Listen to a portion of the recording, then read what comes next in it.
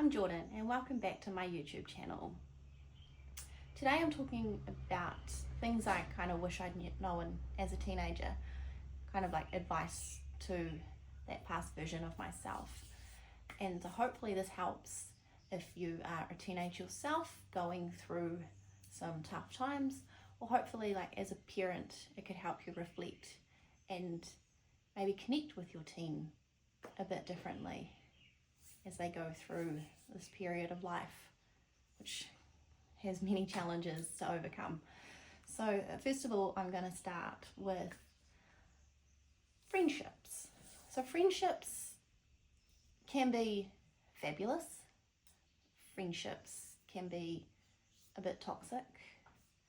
And when you're a teenager, I know from my own experience, there was a lot of trying to fit in, and it got to a point where I did find my people, but a lot of the time I would do things so I wasn't left out by myself, and that did get me into some pickles. And so hopefully, you know, looking back, I'm pretty lucky that the pickles were fairly minor, and anything that was pretty rough, I got myself out of sticky situations. But looking back now as an adult and a parent of a boy and a girl, it's going to be quite different for them growing up, because social media wasn't really a thing when I was a teenager. It was in its infancy. And so these days, everything that kids do is documented, which can be a good thing if you're trying to solve a crime, I guess.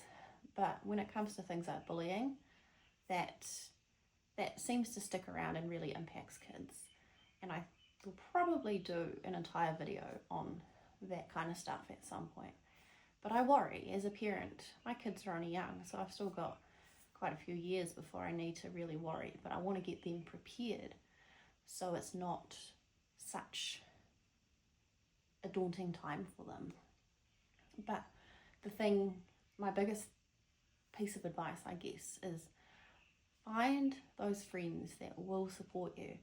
And if you get into a pickle, they will help you out of that pickle instead of putting you in the pickle.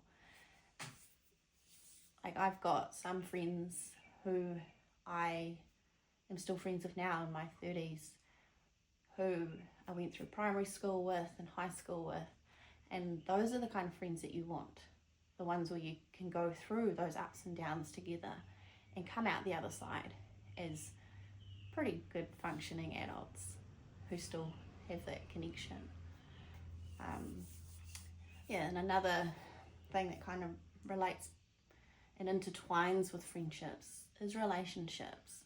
So those fledgling teenage relationships, they can be pretty dreamy. They can kind of suck. You might end up finding a person that you end up spending the rest of your life with. But when it comes to some of those relationships, don't put all your eggs in one basket. I'm not saying go and date millions of people at once, but don't put all those emotional eggs in that one basket, because sometimes this person, you might find someone who's super charming, who then turns out to be a total dick and dumps you the day before Valentine's Day. Not speaking from experience or anything, but sometimes, and it's just a generalization, but sometimes, and it can be either gender. Sometimes people will be really charming just to try and get something from you. So it's always good to be kind of aware and see if they're actually genuine or not. So when I was 17, 16, 17, I had a relationship with somebody, and that didn't turn out so well, but I had a friend who kind of supported me through the bad times, managed to not get entirely friend zoned, and I married him, and that's who my kids are with. And so eventually, you might not be 17 like I was, might be a bit older, but eventually the right person will come around, whether that's the right person forever or the right person for a set amount of time. Sometimes you'll find somebody that helps you kind of repair any hurt and things like that, and will support you to be a better person. Because with some of those relationships, that charm and, you know, the good looks and all that stuff, they might seem really good on the outside, but on the inside they could be a really terrible person. They might be dragging you down instead of building you up.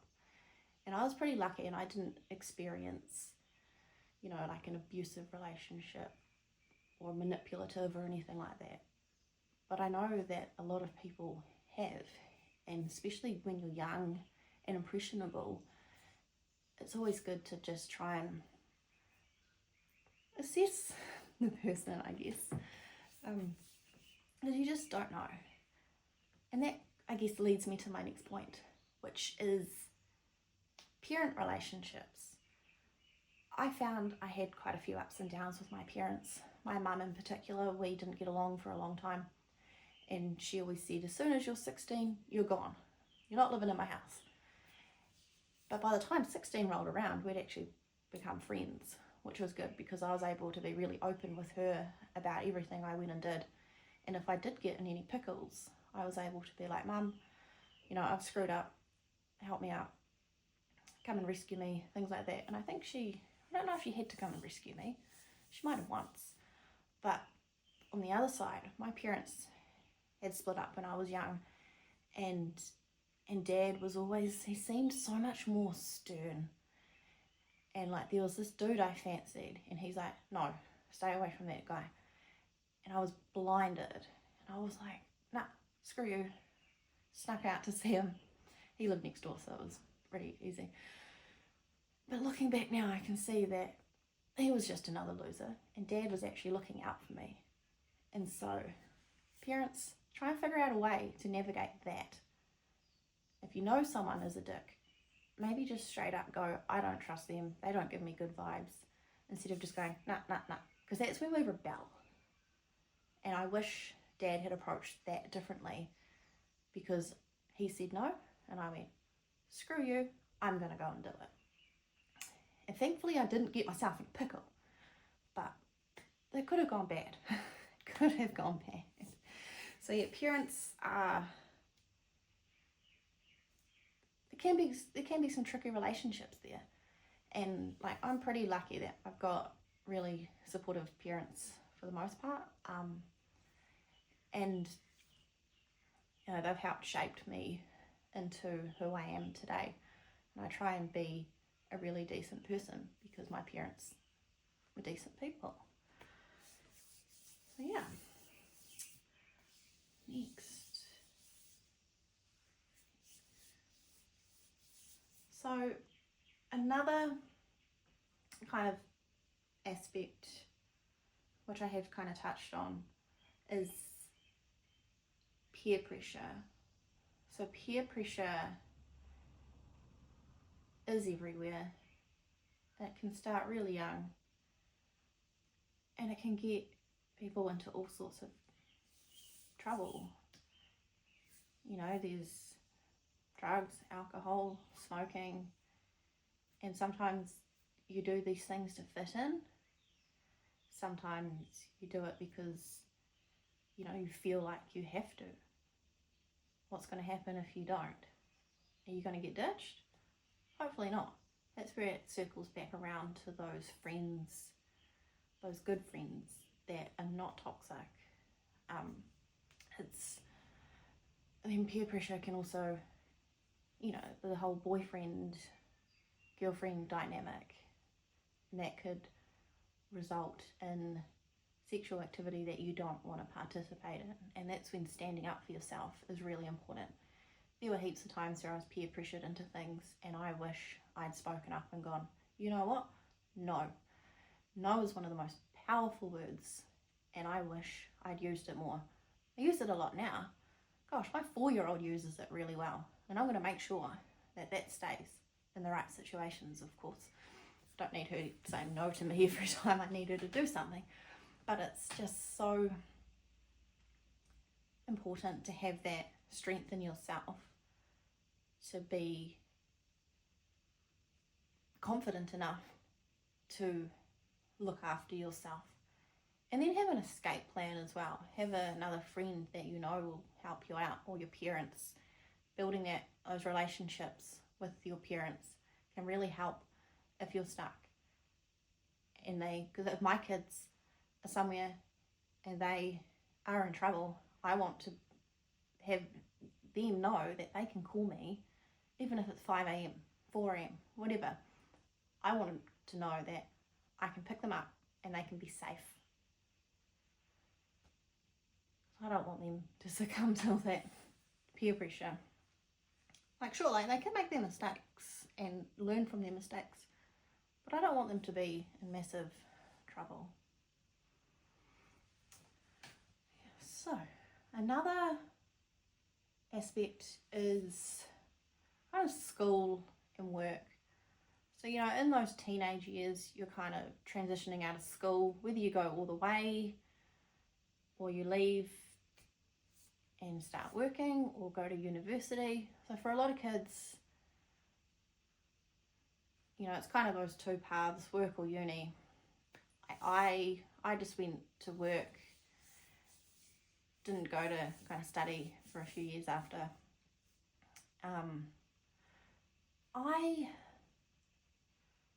It's tricky because I didn't go away and go to uni. My little sister, she's at uni, and she seems to be holding up pretty good.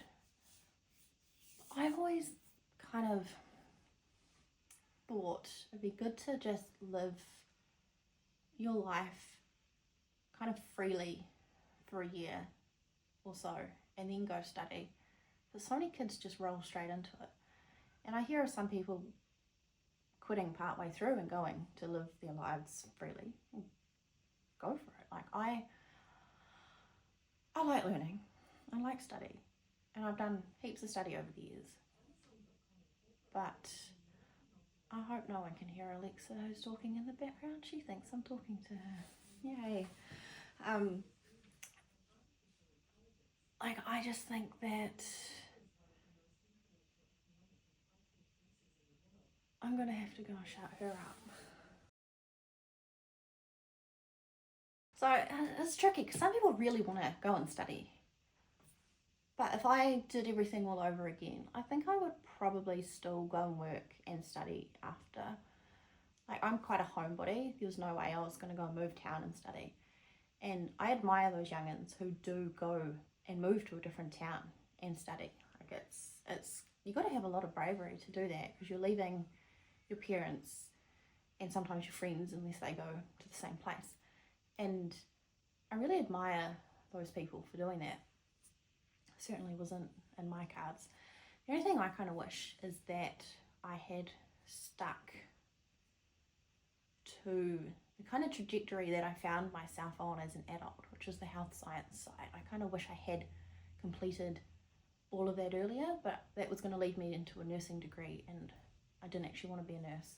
So I think I probably did make the right decision by not going down that path and picking up health science again later.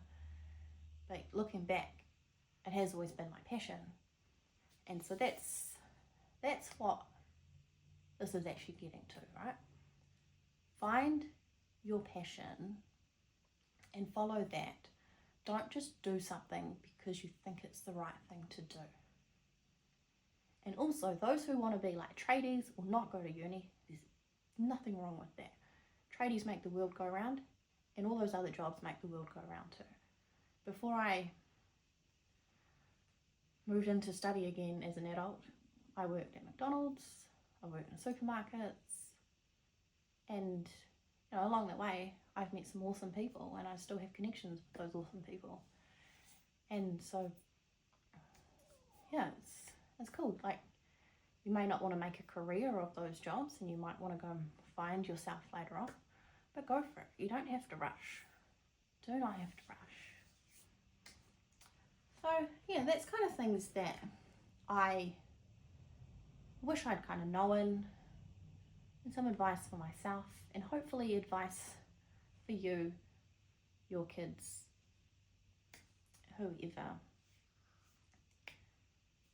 So I look forward to seeing you all in the next video. Don't forget to like and subscribe, and hopefully Alexa doesn't interrupt again. Hopefully she didn't get picked up on the camera. Bye guys.